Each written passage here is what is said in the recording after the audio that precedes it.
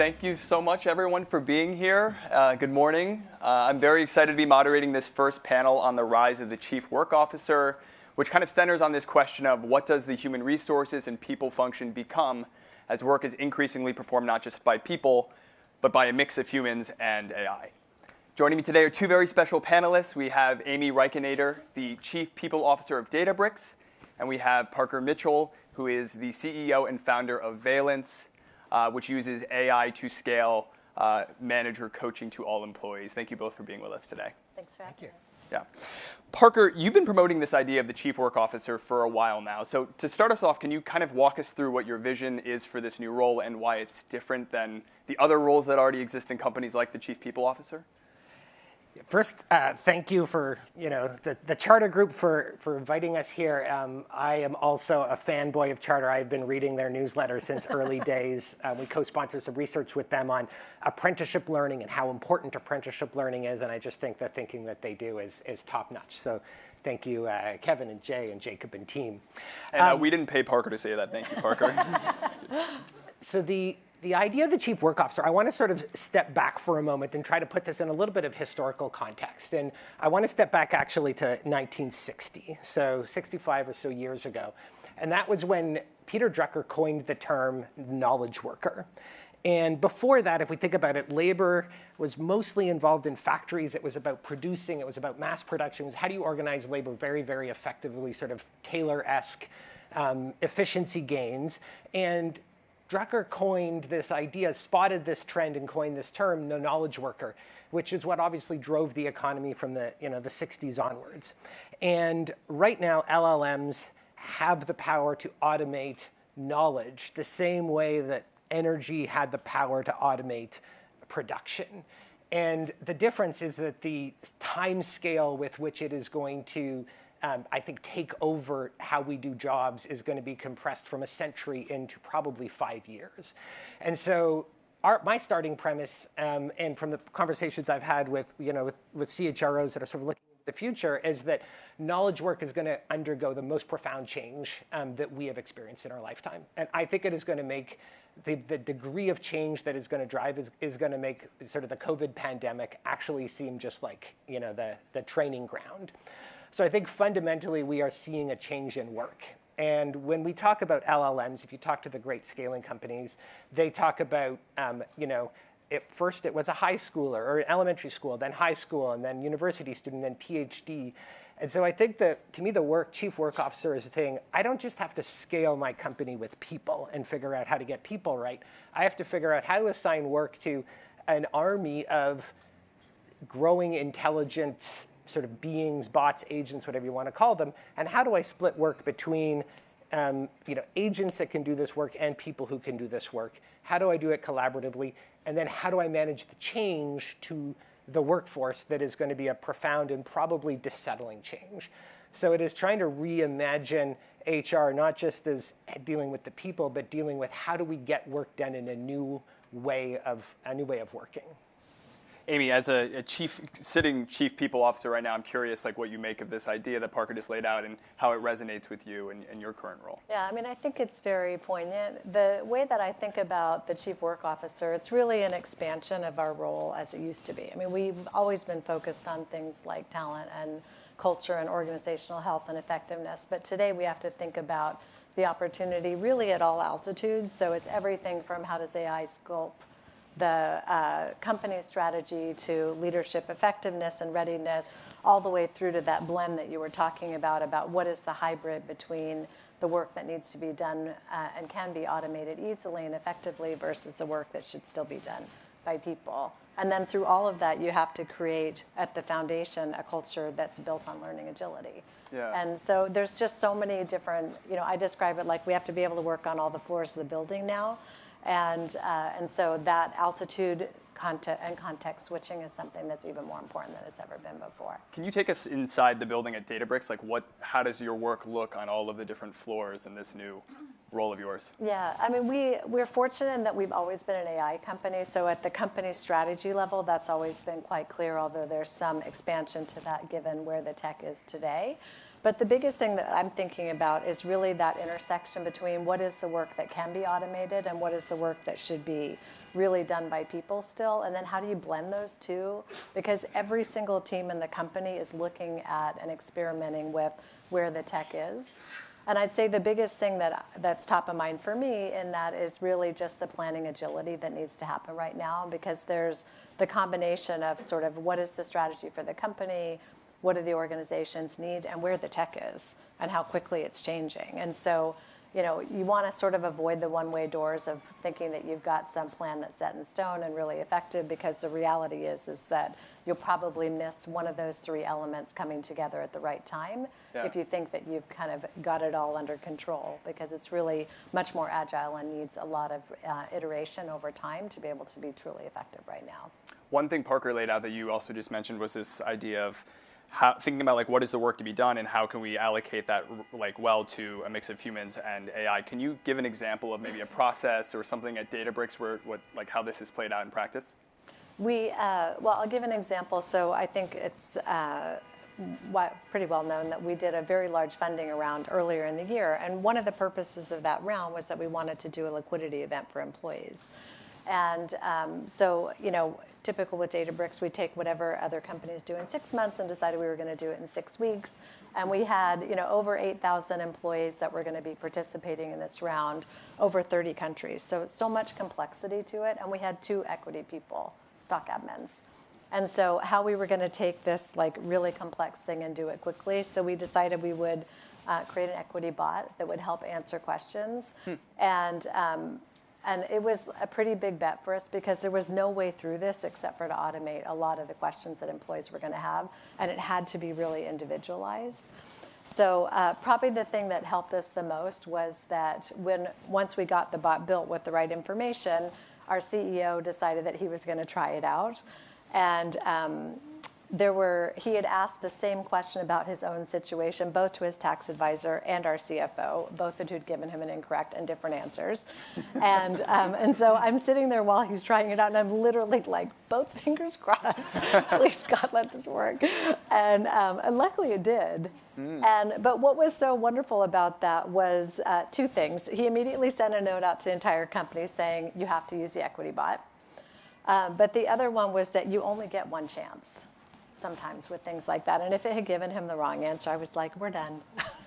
He wouldn't have used it, and nobody else would have, because he wouldn't have really endorsed it. So I think that was, in some ways a lucky thing that he happened to ask a question that the bot got right. But the 2 lessons I took from it were 2 things. One is just that kind of leadership sponsorship and how effective that can make a tool when you're implementing it. And the other one is that sort of one and done. Sometimes you only get one chance with the tech. Right now, that people want it to be accurate, and if you miss that chance, then you probably missed an opportunity to move forward quickly. Right.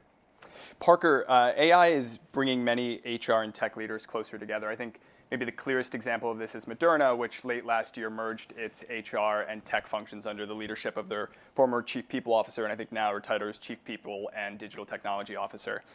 Why do you think AI is driving this convergence, and do you expect more companies to follow the Moderna model or kind of come up with their different models for this change? I think it's harder for me to predict sort of C-suite decisions of the Fortune 500 on that, but I want to pick up on a point that you made around agility, because I think that is such an important mindset to have. And in the opening panel, we talked about not wanting to overuse in these uncertain times. But I think it's actually setting people's expectations that we are in ambiguous times, and we can't simply predict the next 12 months or 24 months with a linear extrapolation from the past. And so I think this agility is a key thing. And I think the CHRO has a key role in setting the expectations of an entire workforce on this front. We've had a chance to facilitate a couple of roundtables with Ethan Mollick. How many folks here have? There's quite a few hands up. And one of the expressions that he uses that I love is he says, in this world of AI, HR is the new R&D. HR is the new R&D. And I don't think, if I said that 2 years ago, I think everyone would have sort of looked at me pretty crazily. But if you think about, that experimentation that you're willing to have to know what's the quality level I have to get? What's a tolerance for failure? How do I experiment? How do I create a culture within my team and then across the whole company where we can have intelligent failures, because that's a core part of R&D.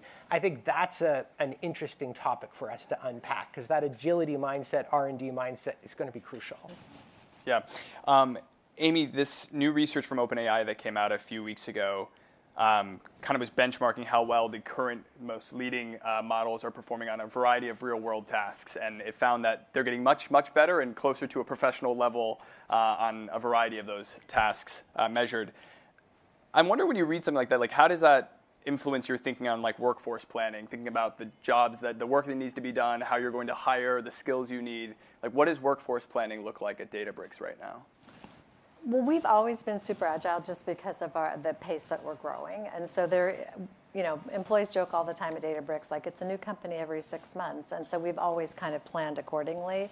But I think that actually is serving us well. Mm-hmm. Like, the idea that you're going to plan for the year is really hard right now, because you don't know where the tech is going to advance as quickly as we need it to, and where it's going to lag behind. Mm-hmm. And so I do think that comes back to that kind of agility, both in the planning process and in the learning process, about how we want to think about it. Because, I mean, I mentioned it before, like, every single aspect of our company in every function is experimenting with HI and how they can get productivity or augmentation out of the tech versus what work needs to be done by people. But whatever we're doing today, if you roll the tape forward a year, it's going to be completely different. Right. And so we actually don't do headcount planning, except for in 2 functions. So engineering and go-to-market. But for the rest of the functions, it's like completely agile, and you have to create a business case to actually add a headcount right now. And I think we haven't taken it as far as some companies have said, like, you have to prove that AI can't do the work. I don't think that the tech's really there in most functions, but you do have to have a business case with an understanding of how people and the tech are going to work together, mm-hmm. and why the person is necessary in order to move the function forward. So you were already kind of taking this agile approach to workforce planning. Has AI changed it for you at all?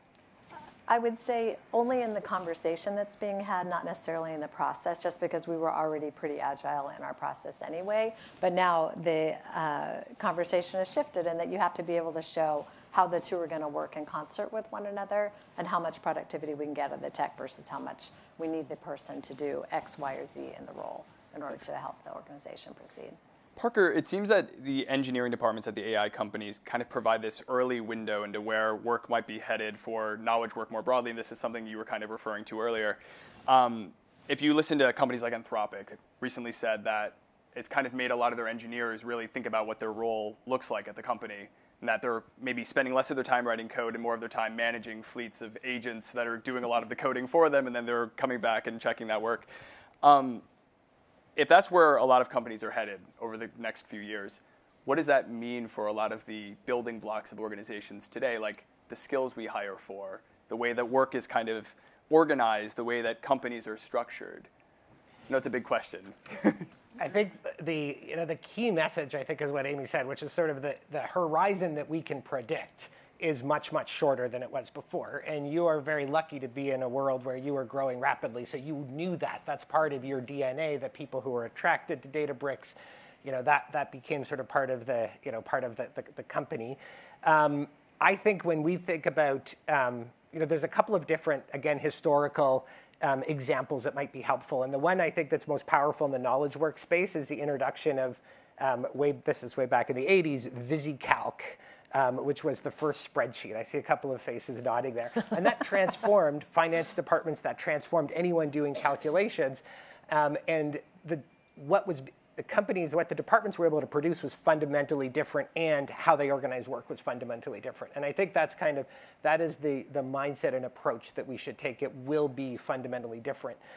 The biggest thing I would say that we're catching a glimpse of, and we get to see this because Nadia's had well over 1 million conversations now with people all the way from CEO to frontline worker, knowledge workers, workers in retail and hospitality and manufacturing, et cetera. And we can analyze the abstract outcomes from it. So we can't read the conversations themselves, but we can see sort of generally what's being talked about. And a challenge that people have is their role is shifting from producing to evaluating.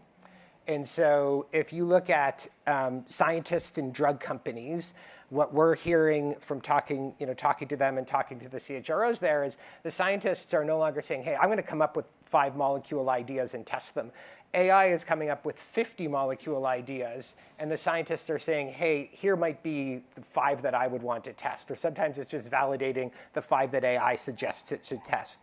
And I think we'll see more and more of that, of humans verifying AI-generated outputs. And it's a very different part of our brain and a very different sense of sort of satisfaction that comes from doing something like that than producing. And so if we move from like a work that is defined by generating to work that is defined by evaluating, that is a profound cultural and identity and skills shift that I think we're not ready to manage, certainly at scale. Is this something that you're seeing at Databricks, this kind of shift from most of workers kind of producing the work to more shifting to evaluating the work? I think it really depends on the role. I would say in some roles that's true, and in some roles it hasn't really shifted that much yet. I think the biggest change that I see, though, is in leadership. And that the skills that we need now are different than what we've ever needed before. And I think it's really like operating from first principles and how we think about the work to be done and how our organization is evolving, sort of this demonstration and ability to create a culture that is characterized by learning agility and the ability to move fast on things. And it's really interesting to see the leaders that are really doing well with that and those that are struggling. And I think those will be the 3 characteristics that define whether leaders really are able to, to move through this in a really effective way, and those that, may be left behind. You said that you're seeing that change in some parts of the organization, but not every function is as far ahead as others. What role or function at Databricks would you say is most different now from 2 years ago because of AI? I think, well, I'll give 2 examples. I think the roles of our engineers has changed pretty significantly in the way that they're doing their work. And, even within my own team, like we used to have a whole team that answered tickets and, and shared services. And the reality is that what people expect at work now is the same kind of consumer grade experience they expect at home.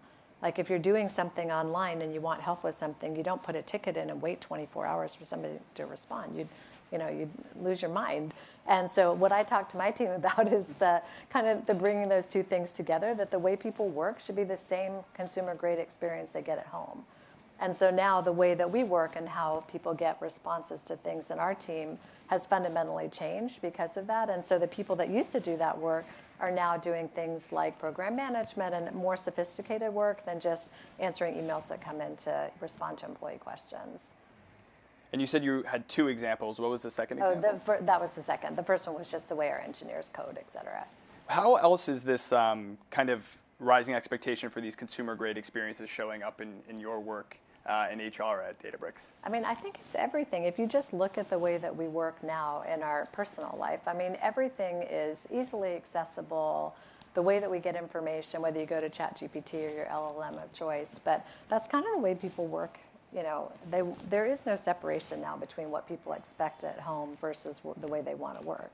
And so just the ability to create an agent on your own, or the ability to, to have access to actually multiple LLMs because people have different, preferences. That those are the kind of things that we've opened up. Like anyone at Databricks can create an agent for something.